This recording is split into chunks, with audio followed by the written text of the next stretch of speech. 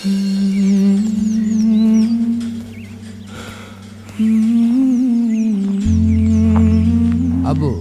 গ্রামবাসী জানলে তো বিপদ হতে পারে। ওরে বাবা, কোনো সমস্যা নেই, সে দেখা যাবে না। তাই বলে ওই ঝামেলা ঘরের ভিতর রাখা যায় না। আমার মেয়েটা কত কষ্ট পাচ্ছে তা তুমি জানো। লিজির বাপের বাইরে ফেলে দিচ্ছি, বিষয়টা কেমন হয়ে গেল না? ওর বাবাকে হুইল চেয়ারে কোথায় নিয়ে যাচ্ছে? এটা যদি প্রশাসন জানতে পারে তখন তো আরো বড় ঝামেলা হয়ে যাবে। আরে বাবা, সে দেখা যাবে না, আগে ঝামেলাটা বিদায় করো দিন। চিন্তা করো না, আমি তো আছি, চলো। ডাইনি ডাইনি, আরে ওই জঙ্গলের ভিতরে নেই। বুঝলাম না, বাগানের ভিতরে নিয়ে যাচ্ছে। আরে বাবা, আসতে নেই, একটু ব্যথা পাবে, মুরব্বী মানুষ। সাবধানে, আমার আব্বা ব্যথা পাবে না। উঁচু করে নে, উঁচু করে নে।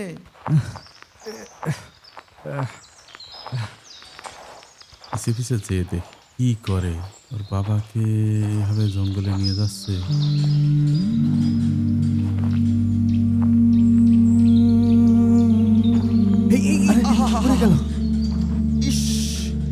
দেখছিস মুরব্বী মানুষ, ব্যথা পাবে না নে, সাবধানে নে।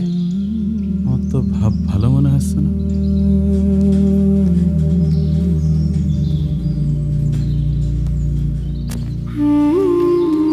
আস্তে আস্তে।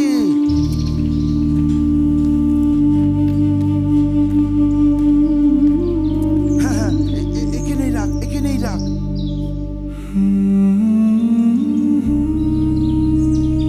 ঠিক আছে আব্বা। স্যার, আপনার বাবার এইভাবে নির্জন জঙ্গলের ভিতর ফেলে রেখে চলে যাবেন? এত তো তোমার বোঝার দরকার নেই ভাই।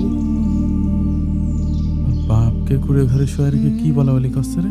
তোমার যে কাজের জন্য আমি নিয়ে আইছি সেই কাজ করে তাড়াতাড়ি বিদায় হও। তোমার টাকাটা তুমি ঠিক মতো পাচ্ছ কিনা সেইটা দেখো। আরে বাবা, অত আজে বাজে কথার দরকার নেই, চলো দিন, চলো।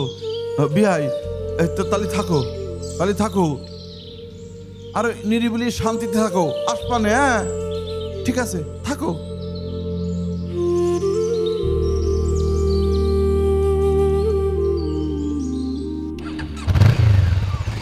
রফিক সাহেব, একটু দাঁড়ান।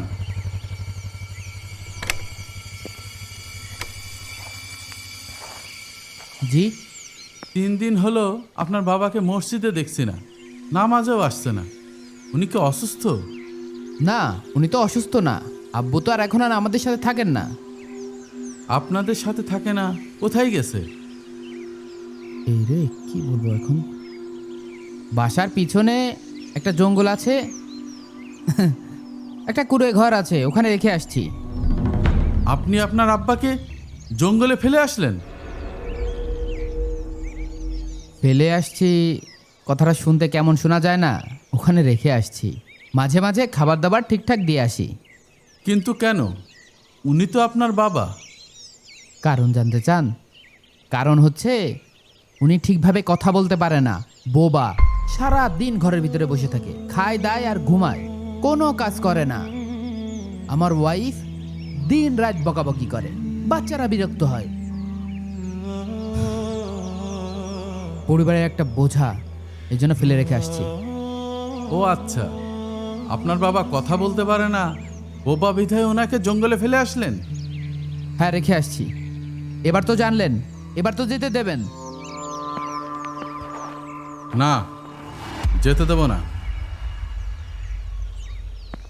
যেতে দেবেন না মানে? আপনি কি আমাকে জোর করছেন? জোর করছি না, যেতে পারবেন, তবে একটা শর্তে। কি শর্ত? ওই যে গাছটা দেখছেন, ওই গাছটার নিচে আপনি চুপচাপ 1 ঘন্টা বসে থাকবেন। আর 1 ঘন্টা চুপচাপ বসে থাকার পরে আশেপাশে কি ঘটছে সেটা আমাকে জানিয়ে তারপর আপনি বাসায় যেতে পারবেন।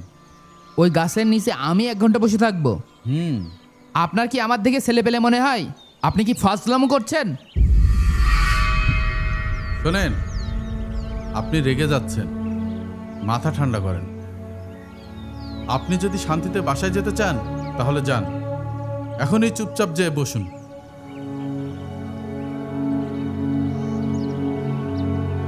দাঁড়ান,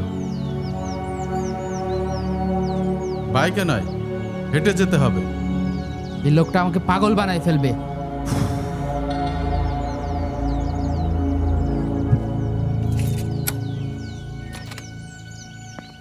ওকে ফাইন।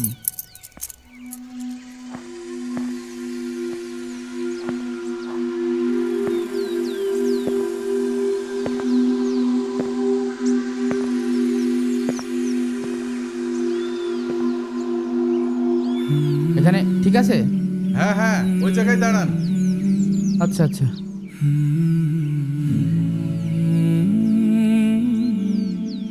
বটগাছটা দাঁড়ায়ে আছে, বাবা তুমি কই? তোমার ছায়ায় শুইতে চাই, আর তো ছায়া নাই রে বাবা, আর তো ছায়া নাই।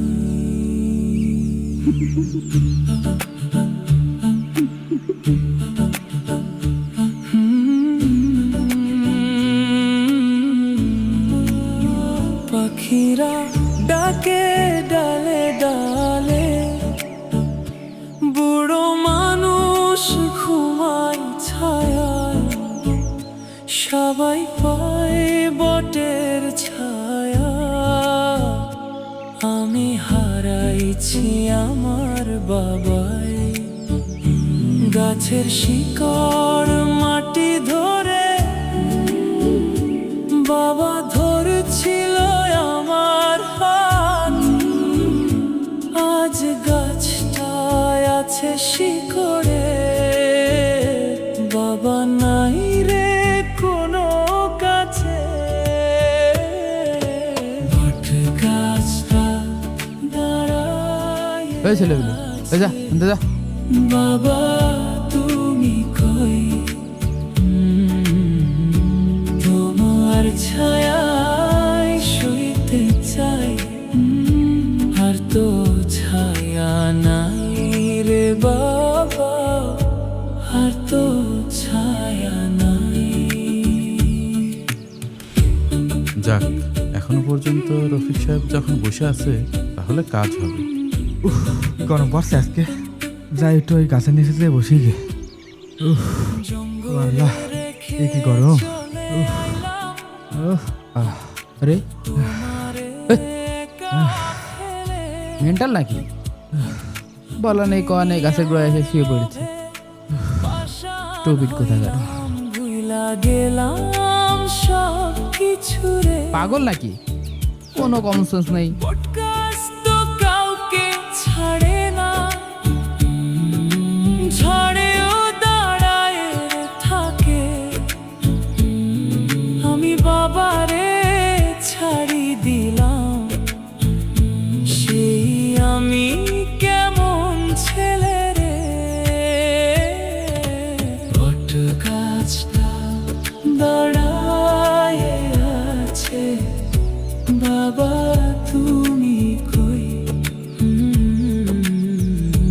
তোমার ছায়ায় শুইতে চাই। ধৈর্য ধরে যেহেতু এখনো পর্যন্ত বসে আছে, আমার মনে হয় রফিক সাহেব কাজটির রহস্য বুঝতে পারবে। ছায়া নাই। 30 মিনিট, এখনো 30 মিনিট। বাবার মতো সবাই রে ছায়া দাও, 60 মিনিট হয়ে গেছে। আমার যাক, বাবা বাঁচলাম। ফিরায়ে দাও, একটু ছায়া দাও রে আমার। 1 ঘন্টা হয়ে গেছে, এবার তো আমি যেতে পারি। যেতে পারেন, তার আগে বলুন কি দেখলেন? কি আর দেখবো, গাছটা গাছের জায়গায় ছিল, আমি ওখানে দাঁড়াইছিলাম। তারপর তারপর দুটো ছেলে আসলো, এসে গাছের নিচে খেলা করছিল। কিছুক্ষণ পরে একটা ছেলে এসে গাছের নিচে শুয়েই ঘুমিয়ে গেল। তারপরে দেখলাম যে গাছে পাখি ডাকাডাকি করছিল। সব কিছু মিলে দেখলাম সবাই খুব খুশি। সবাই তো খুশি, কিন্তু গাছ কি একটি কথা বলেছে? না গাছটা কি কারোর কাছে কিছু চেয়েছে? না, তাহলে বলুন তো, গাছ কথা বলতে পারে না, কাউকে ডাকতে পারে না, চাইতে পারে না, তারপরও মানুষ কেন গাছের কাছে যায়? জানি না। রফিক সাহেব, কারণ গাছটা কথা না বলে সবাইকে দিয়ে যাচ্ছে, ক্লান্তকে ছায়া দিচ্ছে, শিশুদেরকে খেলার জায়গা দিচ্ছে, ক্ষুধার্তকে ফল দিচ্ছে, পাখির জন্য বাসা দিচ্ছে। সে কিছু বলে না, তারপরও তার থাকাটাই সবার জন্য সুখ। শোনেন, আপনার বাবাও ঠিক এই গাছের মতো, কথা বলতে পারে না, কিন্তু আপনি যখন ছোট ছিলেন তিনি আপনাকে ছায়া দিয়ে রেখেছিল, তার দুই হাতে আপনাকে আগলিয়ে রেখেছিলেন, খাওয়িয়েছিলেন, পড়িয়েছিলেন, কোনো দিন একটি কথা মুখ দিয়ে প্রকাশ করেনি, কিন্তু তার থাকাটাই আপনার জন্য সবচেয়ে বড় নিরাপত্তা। আব্বা তোমায় ফেলে এসেছি, কেমন ছেলে আমি রে,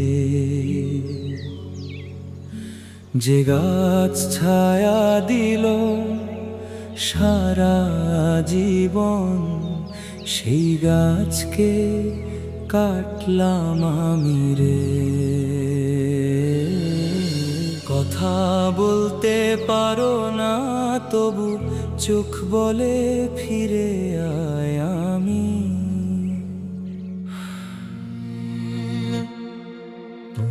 4 5 6 7 8। আব্বু, আপনি আমার সাথে এই কাজটা না করলেও পারতেন। আমি আবার কি করলাম? কি করলেন বুঝতে পারছেন না? না, আপনার আর আপনার মেয়ের কারণে আমি আমার জন্মদাতা বাবাকে জঙ্গলে রেখে আসতে বাধ্য হয়েছি। আরে বাবা, সে তোমাদের দুইজনের জন্য বার্ডেন ছিল কেন? সে বিছানায় প্রসাব পায়খানা করতো, কত ঝামেলা করতো তোমাদের। এই কারণে তো আমি একটা সুন্দর জায়গা দেখে তাকে রেখে আসতে বললাম। সমস্যাটা কোথায়? ও আচ্ছা আচ্ছা, খুব ভালো করেছেন না। আমার বাবাকে তো জঙ্গলে রেখে আসলাম, যেহেতু আপনি আমাদের সাথে আছেন, খাচ্ছেন, দাচ্ছেন, থাকছেন, আপনাকেও তাহলে নদীর কূলে রেখে আসি। এটা আবার কি কথা বললে জামাই বাবা? আমি কি তোমাদের বোঝা নাকি? আমি তো তোমাদের উপকারই করি। হ্যাঁ, উপকার করেন। আপনার আর আপনার মেয়ের ব্রেন ওয়াশের কারণে আমি আমার বাবাকে ভুল বুঝেছি, তাকে ভুল বুঝে জঙ্গলে ফেলে রেখে আসছি। আমার বাবাকে আমি বাসায় নিয়ে আসছি। আমার বাবা আজকে থেকে এই বাসায় থাকবে, কিন্তু এই বাসায় আপনি থাকতে পারবেন না। আপনি এখনই বেরিয়ে যান, বেরিয়ে যান। বুঝেছো, কাজটা তুমি ভালো করলে না জামাই বাবা। আব্বা তোমায় ফেলে এসেছি, কেমন ছেলে আমি রে,